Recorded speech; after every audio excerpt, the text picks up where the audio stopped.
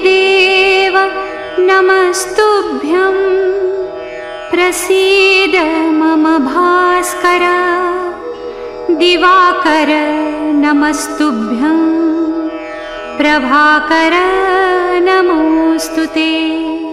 শুরু করছি বিশ্বনাথ পাকরাশির সুক্তিকথার দ্বিতীয় পর্ব। মন গেল উজানে, প্রায় বছর 20। সেই নদী তীর, সেই মধ্যাহ্ন মার্তণ্ড, অঙ্গরাজ্যের ঘোষিত নৃপতি তিনি। তবে নামেই রাজা, শাসনকার্য নির্বাহিত হয় পূর্বমতই। ধৃতরাষ্ট্রের অঙ্গুলি হেলনে। দুর্যোধন দুঃশাসনের সঙ্গে বিহার বাসনে দিব্যি অতিবাহিত হয় তাঁর দিন।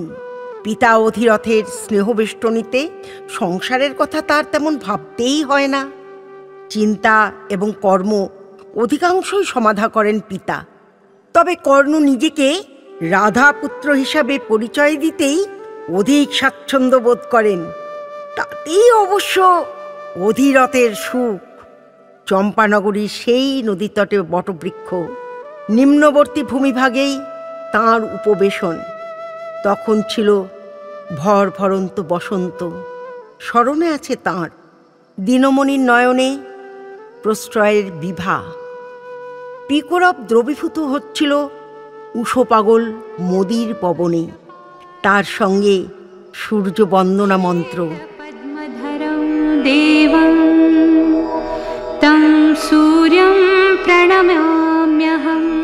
চতুর্দিকে আকীর্ণ কুসুমের আবেশ, যেন একখণ্ড স্বর্গভূমি মর্তের বসন্ত উপভোগ করবে বলে লোভীর ন্যায় এসে বসেছিল ভাগীরথী তীরে বটবৃক্ষতলে। পঞ্চভূতের বন্ধন শিথিল হয়ে আসে এই সময়। অতি স্বল্প স্থায়িত্ব এই মাহেন্দ্রক্ষণের। প্রতিদিন এই সময়ে উপস্থিত থাকে কোনো প্রার্থী। অর্থ, বাসস্থান, অলঙ্কার, অতি স্থূল সব প্রার্থনা। প্রশ্রয়ের হাসি ফোটেই তাঁর ওষ্ঠাধরে। এত তুচ্ছ সব কারণে প্রার্থী হয় বেশিরভাগ মানুষ। কঙ্ককে নির্দেশ দেন উপযুক্ত রাজপুরুষের সঙ্গে সম্পর্ক স্থাপন করে যাতে ন্যায্য দাবি পূরণ করা যায়। কঙ্কের বয়সও তখন 20 কোঠায়। কি করে যে সে এত মানুষের আকাঙ্ক্ষা পূরণ করত, সে খোঁজ কর্ণ রাখতেন না। তবে কোনো প্রার্থীকে দ্বিতীয়বার আসতে হয়নি তাঁর নিকটে। আসলে বলশালীর পক্ষপুটে যে অবস্থান করে সে অধিকতর মহিমার অধিকারী হয়ে থাকে। দুর্যোধনের পরম মিত্র কর্ণ, আর কর্ণের না। কঙ্ক তাদের শ্রেণীতে পড়ে না। তার নির্মল গভীর চোখ দুটি দেখে তার প্রকৃত ক্ষমতার হদিশ করা যায় না। সদা সর্বদা তার হস্ত ধৃত থাকে নাতিদীর্ঘ একটি নিরীহ দণ্ড, যার প্রকৃত পরিচয় জানে নগরের অতীত দুষ্কৃতীরা। সমুদ্র যত গভীর, তার উপরিতল তত নিস্তরঙ্গ। অর্ধনিমীলিত চক্ষু পল্লব দ্রুত আন্দোলন করেই বাস্তবে অবতরণ করতে চান কর্ণ।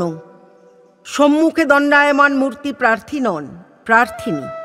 এই জনবিরল স্থানে তাঁর কাছে কোনো নারী কোনোদিন কোনো প্রার্থনা নিয়ে আসেনি। আর একটু সচকিত হয়ে পূর্ণাবলোকন করলেন তিনি। নারী কোথায়? বালিকা, রৌদ্রতাপিত তামাটে বর্ণ, শীর্ণা, যৌবনের জলধারায় এখনো প্লাবিত হয়নি। লজ্জাস্থান আবৃত করেছে মৃগচর্ম দিয়ে। কর্ণমূল কেশ শোভিত পুষ্পে, কণ্ঠে বনপুষ্পের মালিকা। অরণ্যচারিণী হবে হয়তো। ভ্রুকুঞ্চিত হল তাঁর। তিনি নির্ণয় করতে পারছেন না প্রার্থিনী নারী সম্ভ্রম পাওয়ার যোগ্য কিনা। আত্মগত উচ্চারণ করেন, এ কি বালক বালিকার ক্রীড়াক্ষেত্র? এই নদী তীরে দিবসের 3য় হতে 4র্থ প্রহরে সূর্য বন্দনায় রত থাকি। কেউ এই সময় নদী তীরে পদার্পণ করে না। তুমি জানো না বালিকা? শেষ বাক্যে মিশে গেল উষ্মা। উচ্চগ্রামে নিনাদিত হলো কণ্ঠ। বালিকা নত করে চোখ। তার হস্তপদ কম্পিত হচ্ছে। কর্ণের পিছন থেকে কয়েক পদ অগ্রসর হয়ে দৃষ্টিপথে দণ্ডায়মান কঙ্ক কাতর কণ্ঠে নিবেদন করে, এই দুষ্ট বালিকা সম্প্রতিকালে আমার ধৈর্য শক্তির উপর হলকর্ষণ করে চলেছে। আপনার রথ নদী তীরে হাজির হওয়ার পূর্বেই সে উপস্থিত হয়ে অপেক্ষা করতে থাকে, নজর রাখে বৃক্ষান্তরাল হতে। উদ্দেশ্য জানতে চেয়েছিলে? একাধিকবার জানতে চেয়েছি রাধেও। তার প্রার্থনা নাকি সারথীর নিকট প্রকাশ করা যায় না। ওই তুম্বক বীজের বাক্যেই ব্রহ্মতালু উত্তপ্ত হয়েছে বারবার। মৃদু মৃদু চপেটাঘাত করেছি আজ। এত কিছুর প্রয়োজন ছিল মিত্র? অন্যদিকে দৃষ্টি ক্ষেপণ করে ভাবতে থাকেন। নেহাত দরিদ্র শবর কন্যা, অঙ্গে অভাবের থাবা, তবে যৌবনের পদধ্বনি উচ্চকিত। কি আর প্রার্থনা? কিছু তণ্ডুল, তৈল আর গোধূম চূর্ণ। দামি অলঙ্কারের স্বপ্ন এদের অনধিগম্য। অতি সহজেই এটুকু পূরণ করতে পারত কঙ্ক। ধৈর্যচ্যুতি ঘটল বোধহয়। বালিকাকে কঙ্কের চপেটাঘাতের বৃত্তান্ত মস্তিষ্কের কোনো এক সূক্ষ্মতন্ত্রীতে কিঞ্চিত উত্তাপের সঞ্চার করেছে। খরকণ্ঠে কৈফিয়ত চান তিনি। মিত্র, তোমার কি বিবেচনাবোধ লয়প্রাপ্ত হচ্ছে? এক সাধারণ বালিকার অতি সাধারণ প্রার্থনা পূরণ করতে আমার নিকট পর্যন্ত আসতে হলো। প্রকৃত আহত বোধ করে কঙ্ক। জ্ঞান হওয়া অবধি সে কর্ণের ছায়ার অধিক কিছু। তা তো অধিরথ তাকে তেমন করেই শিক্ষা দিয়েছেন। আলোর উৎস বর্তমান না থাকলে ছায়ার অস্তিত্ব নেই। কিন্তু বিন্দুমাত্র আলো না থাকলেও কঙ্কের অবস্থান ঠিক পাশে। স্ত্রী বৃষালীও তেমন নয়। রাত্রিভাগ কেন, দিনের অনেক সময়ই কোথায় অবস্থান করে কর্ণ সন্ধান রাখেন না। সে নিদ্রাবিলাসী। কোনো গৃহের কোনো কোটরে হয়তো সে অকাতরে নিদ্রা দেয়। আর মধ্যরাত্রেও কঙ্ক প্রস্তুত। ধরণীর যে কোনো প্রান্তে যদি কর্ণ তার আবশ্যকতা অনুভব করেন তো করতালি দিলেই হয়। বাস্তবিকই শুধুমাত্র বাহনের সারথি নয়, রাধেয়র জীবন রথের সারথি কঙ্ক।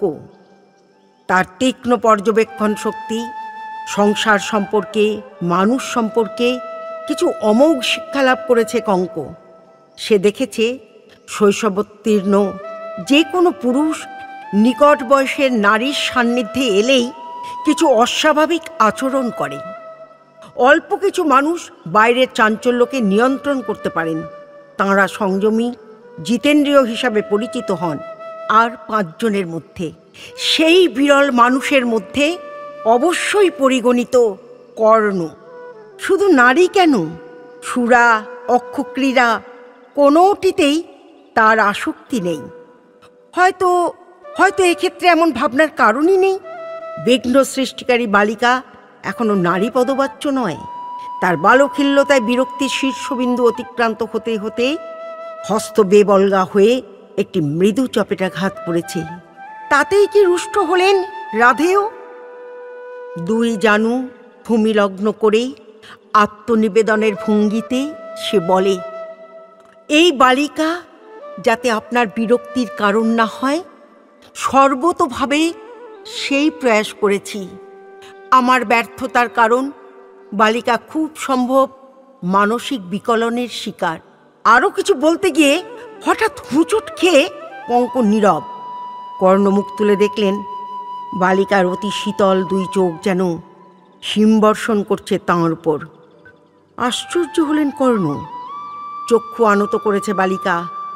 2 পায়ের অঙ্গুষ্ঠ দিয়ে ভূমিকর্ষণ করছে। দেহবল্লরী হতে উচ্চকিত হচ্ছে কিছু গূঢ় বাক্য। কেবলমাত্র উপযুক্ত পুরুষই তার পাঠোদ্ধার করতে পারে। কঙ্ক একে উন্মাদের কার্যক্রম বলে ভ্রম করেছে।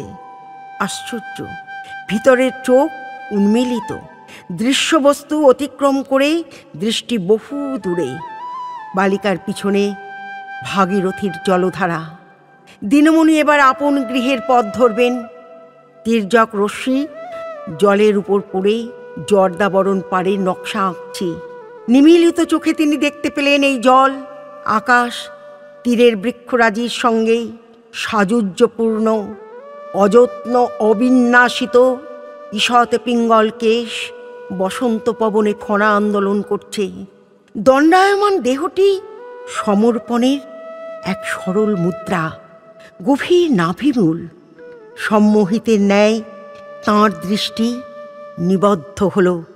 শিরা উপশিরায় পড়ল টান। ভিতরে অব্যবহৃত প্রকোষ্ঠে শিকল নাড়ছে কেউ বলিষ্ঠ হাতে। প্রায় কৈশোরকালে পিতা অধিরথ তাঁর বিবাহ দিয়েছেন বৃষালীর সঙ্গে। পাল্টি সারথি ঘরের কন্যা, অনিন্দনীয় রূপবতী, কিন্তু ভিতরে পরিসরের বড় অভাব।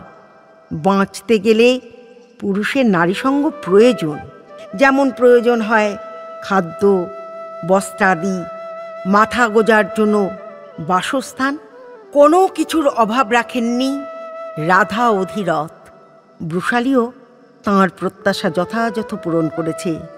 ইতিমধ্যে সে 3টি সন্তানের মা, আরও একটি ভূমিষ্ঠ হবে অল্পদিনের মধ্যেই। যুদ্ধক্ষেত্রে তিনি ত্রাস, কিন্তু জীবনে এই প্রথম এক কন্যাকে পূর্ণ নয়নে অবলোকন করলেন এক পুরুষ। ইতিহাস কি তবে নূতন বাঁক নেবে? উত্তর আছে ভাবিকালের গর্ভে। सर्वलोक पितामहं महापापहरं